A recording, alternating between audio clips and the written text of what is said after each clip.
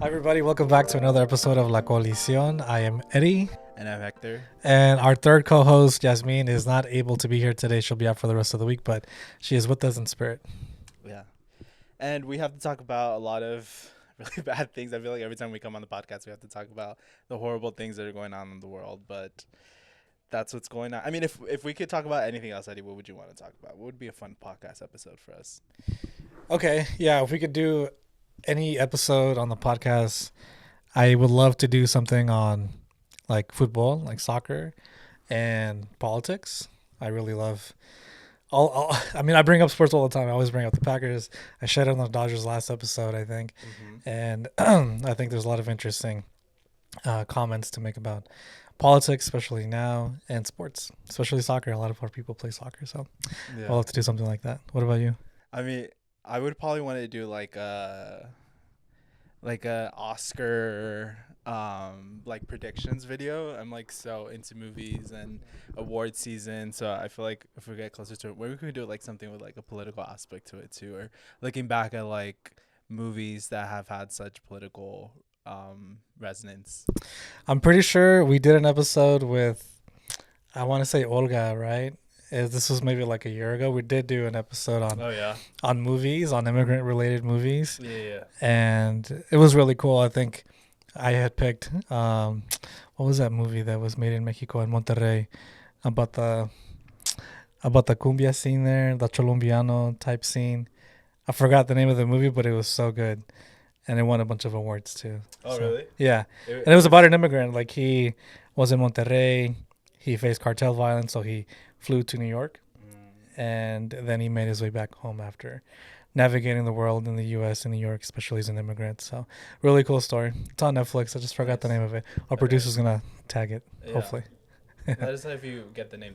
But yeah, we should do another episode like that. Then that would be super fun. Yeah, that'd be a lot of fun, and we can do some more contemporary movies that have come out lately. Yeah, exactly. Yeah. Okay, well, enough of the fun stuff. Now the not so fun stuff. A lot of moving pieces going on at the federal level, at the state level. Both federal and state governments are going through a budgetary process right now where they have to create the budgets for this upcoming fiscal year. Do you want to start us off with everything that's going on at the state? Yeah, well, probably folks have heard about Medi-Cal being cut. A lot of funding that's being proposed. It wasn't included in the governor's budget. We have until essentially June 15th to make sure that Medi-Cal and the expenses associated with it are included in this year's budget so that our community can have the ability to sign up and re-enroll into Medi-Cal, because it is a life-saving service, and this is something that our community has been fighting for a really long time, over 10 years. Our coalition is a part of the steering committee that is for Health for All. That's the name of the committee that has been leading this effort.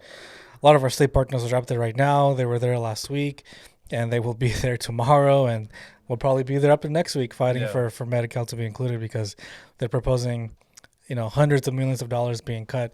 And like I said, these are life-saving services, because a lot of our community doesn't sign up for Medi-Cal for a couple of reasons. Number one, they might be making too much money, because the threshold for for qualifying for Medi-Cal is actually really low. So even like my tío, right?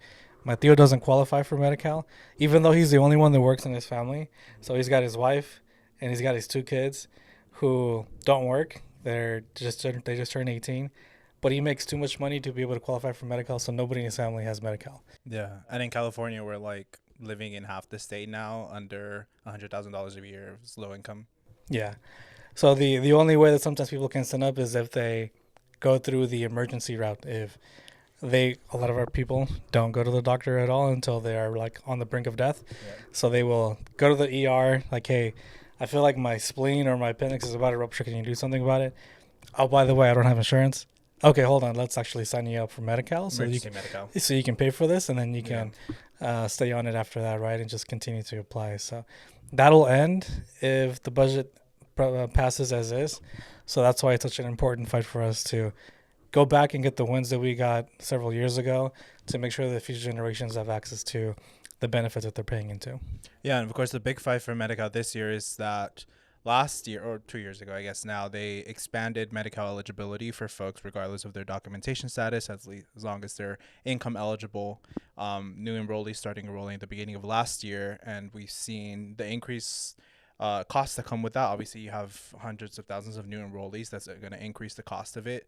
But it's scared folks in Sacramento into thinking that this is not something that we can afford. And so the big fight now is going to be cutting off new enrollees that are undocumented starting next year who are over the age, I think it's 18, right? Yeah, yeah.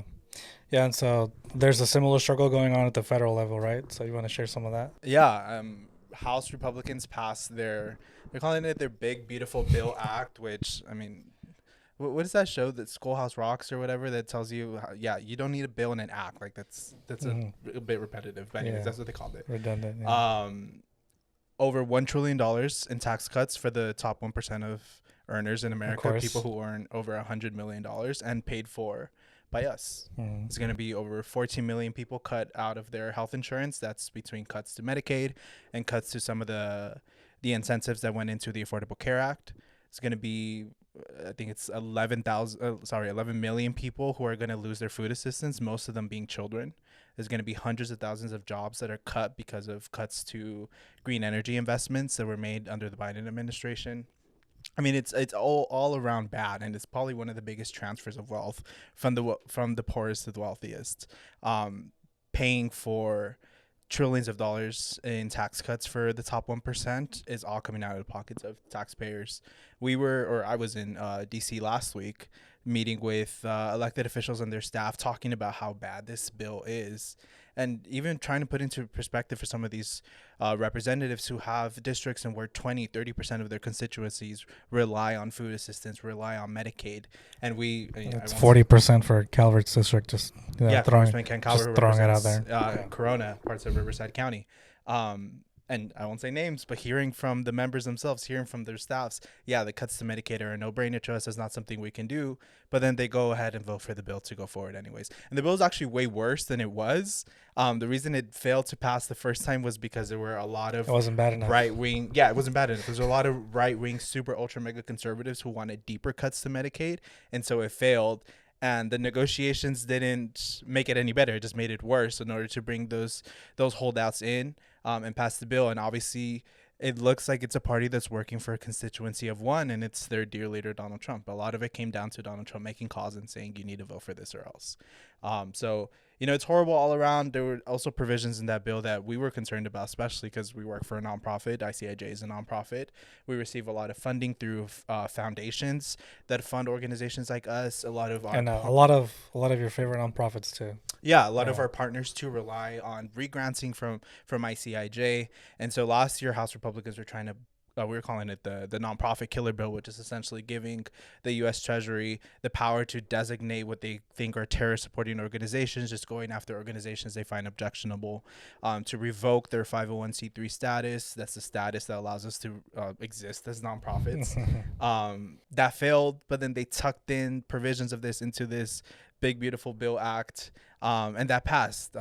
That's going to go over to the Senate now. Obviously, there's going to be changes. I highly doubt the Senate is going to approve what the House has passed, but it's still probably going to be bad. There's also over $100 billion. I keep messing up the numbers. Over $100 billion for Trump's plans for mass deportation. $100 billion are going to go into those mass deportation efforts. That means more agents. That means more planes that they're going to be chartering.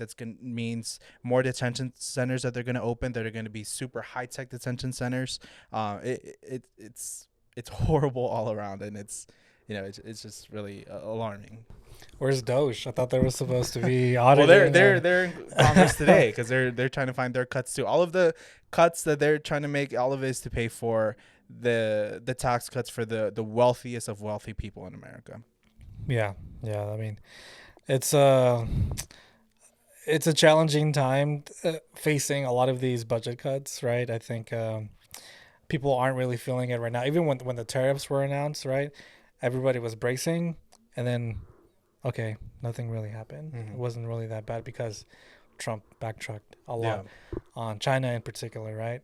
And I feel like this is going to be different, though. Like, these are really going to be felt across the country, not just in immigrant communities. When you're talking about Medicaid, like, the vast majority of folks that receive Medicaid are white.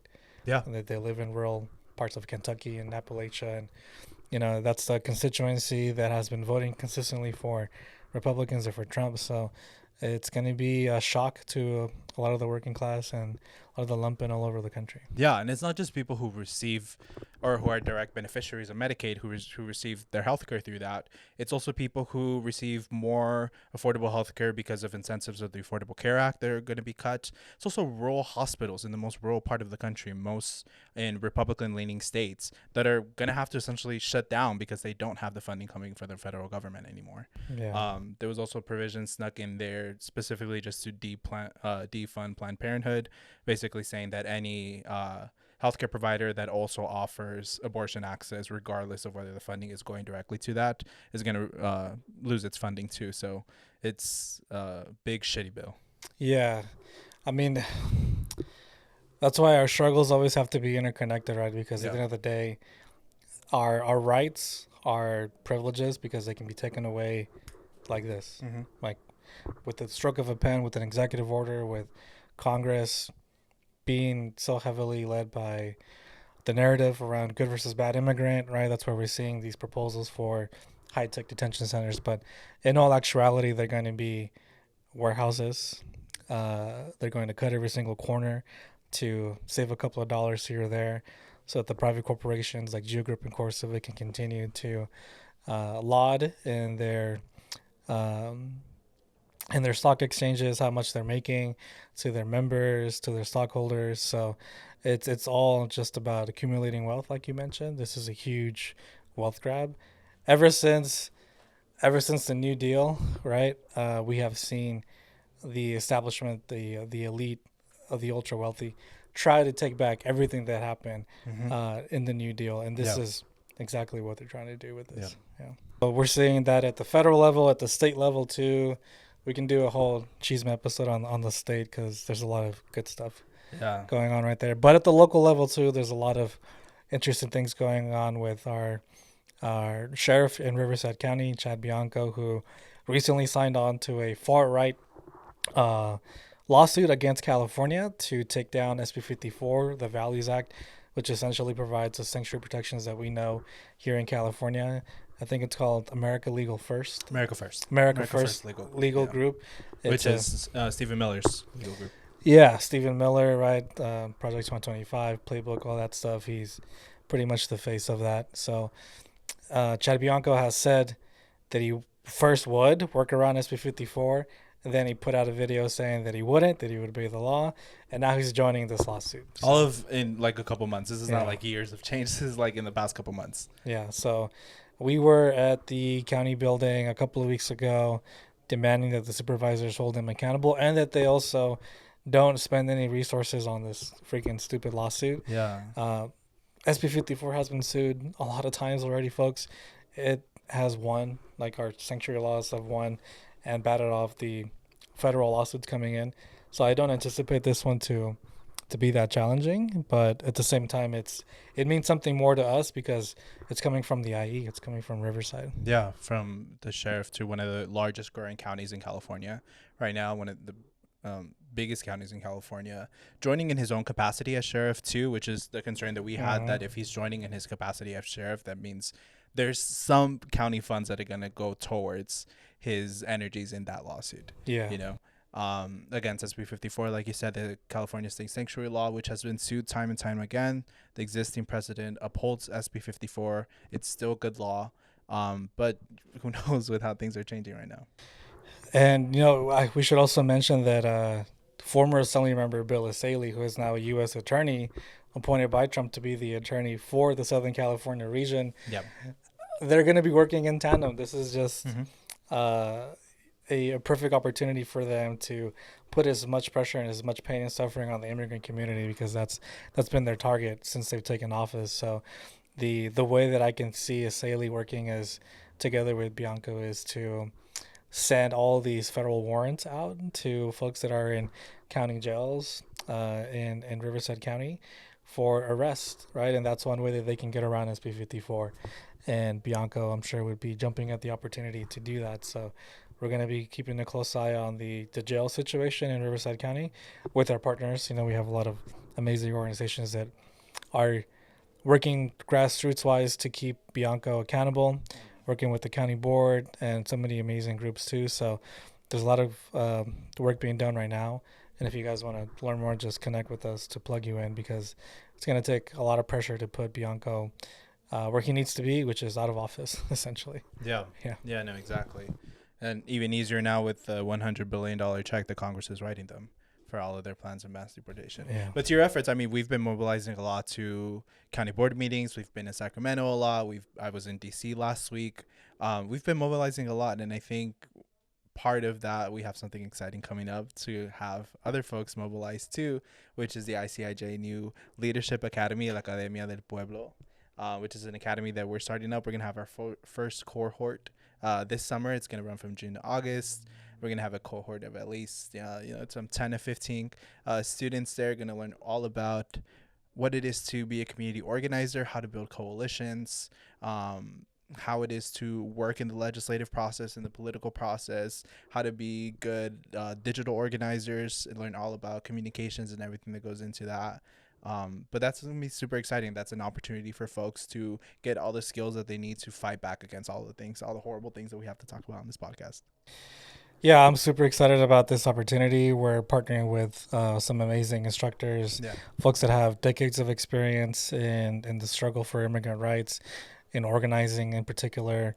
And then, we'll be a part of that instruction as well. So what the region needs is more leadership. I think when I go to city council meetings, I'm always surprised. I won't mention which city, but it's several cities. I'm just like, how did you get there? I don't understand how you won an elected official position and you're still there. Yeah. But it goes beyond just elected officials.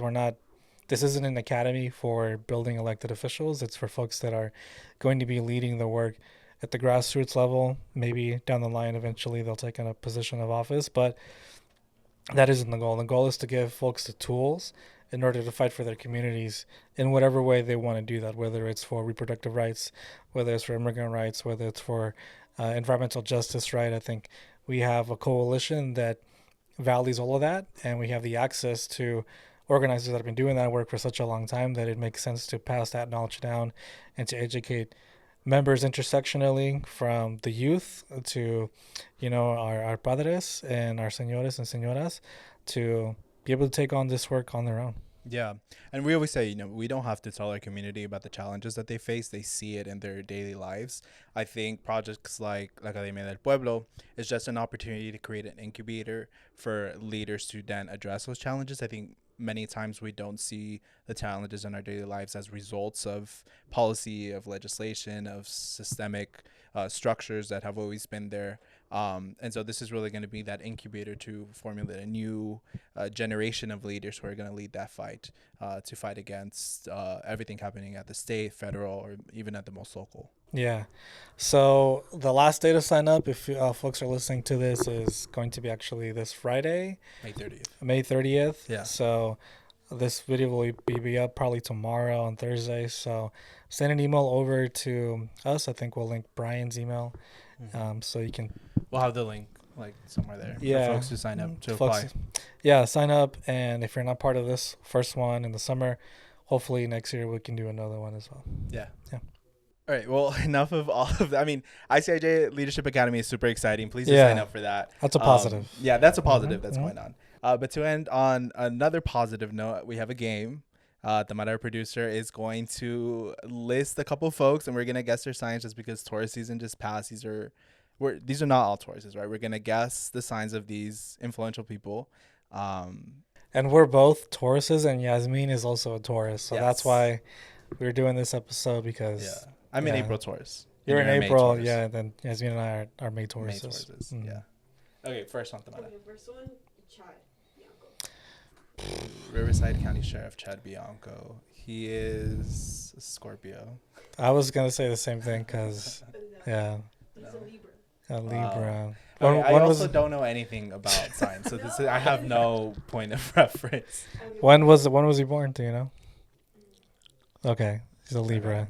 That's like later. That's like the fall, right? Wait, but what are characteristics of Libras? Yeah, we have to know. Libras were supposed to be chill. They're supposed to be chill. Yeah, so they're charm, diplomatic skills. Charm, diplomatic. So that's Harmony. what Yeah, Mhm. that is not what I think of when I think of Chad And- Bianco. Gavin Newsom is also a Libra. Mm. His matches. Okay, Gavin Newsom is a Libra. Mhm. That makes a little bit more sense. Charm and diplomatic. Mm-hmm. Yeah. They're social charming, peacemaking, intellectual, balanced. Their weaknesses are they avoid conflict, They avoid And conflict. indecisive. Mm. Indecisive, yes. Avoid Well, conflict, Bianco no. is indecisive for sure. Yeah.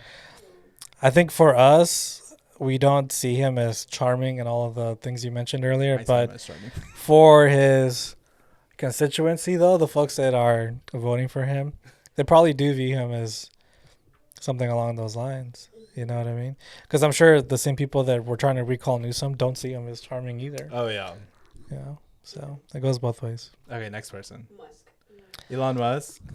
Elon Musk. I don't know. What signs have passed already? Taurus has passed. We're in Capricorn late May. has Capricorn has passed. passed. Aries has passed. Aries? Pisces. Pisces has passed. So he can't be any of those. 'Cause I don't remember. Like, Uh, happy birthday, Elon. No. His is interesting. Is he a Leo? No. Which. Is he a what Cancer? He's a Cancer. On society. He's a he's a Cancer. Emotional, sensitive, Yes. protective, Yes. home loving. Well, he's got like very 100 kids. very family oriented. He has like He's how many kids? IVF oriented. So he's a Cancer. The sensitive is right on the money. Right on cue. Yeah. Weaknesses, moody and pessimistic. Mhm. Yeah. Moody and pessimistic, Insecure. 100%. Oh, so that he matches. That is Wow. a perfect match. Insecure. Yeah. Okay. Who's All next? right. Clocked Okay, him. last one, Trump. Trump. Beat us. I don't know what he is. Is he also a Cancer? No. Trump. Man. Fuck Trump. Leo. Those are all the signs I know. Trump. Okay. This is kind of weird because like Trump sometimes reminds me of a little kid. And I have my wife's niece, she's so sweet. She's fucking She reminds you of Trump. she reminds me of how like charming and devious a kid can be. Oh yeah. And some of those qualities like Trump has, right? Yeah. And her birthday is this Saturday. So she's a Gemini. He's Yeah. a Gemini. So is he a Gemini? Okay, what are the traits of a Gemini? Okay, so they are funny, They're funny. She's funny. intellectual, Adaptable. curious, Not Mhm. intellectual. social, He's probably. quick-witted. Yeah. He's yeah. quick-witted. They can be indecisive. Yeah. They need space. He needs a lot He of needs space. just 30-minute bathroom breaks. Yeah. Value intellectual stimulation. No. He likes to think, They're good for like their social skills. I guess. Yeah, I guess. And they're analytical, Uh, perceptive, aren't afraid of change. That's true. And their weaknesses chaos. are fear of being alone, yeah. Yes. trapped in Yeah. their own minds, Yes. Yeah. leading to constant social interaction and a need for new experiences. Yeah. Mhm. Fear of being alone is right on the money for Trump. Okay. Okay. Yeah, those all hit. I feel like we clocked their asses. Okay. We have another game. Famous. We're just gonna list out famous sources. Okay. Famous sources? Yeah, and then see what y'all think. Okay. Okay.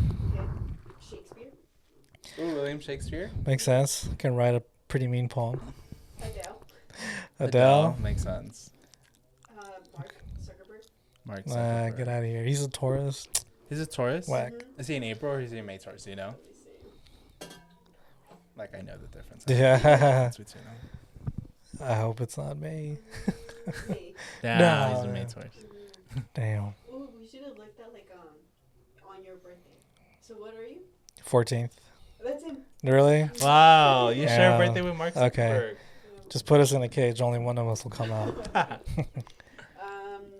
X. Yeah. Malcolm X, yay. Let me see. Yes, sir. Is that May 9th, I think? Something around there. If it's May 9, no, May 19.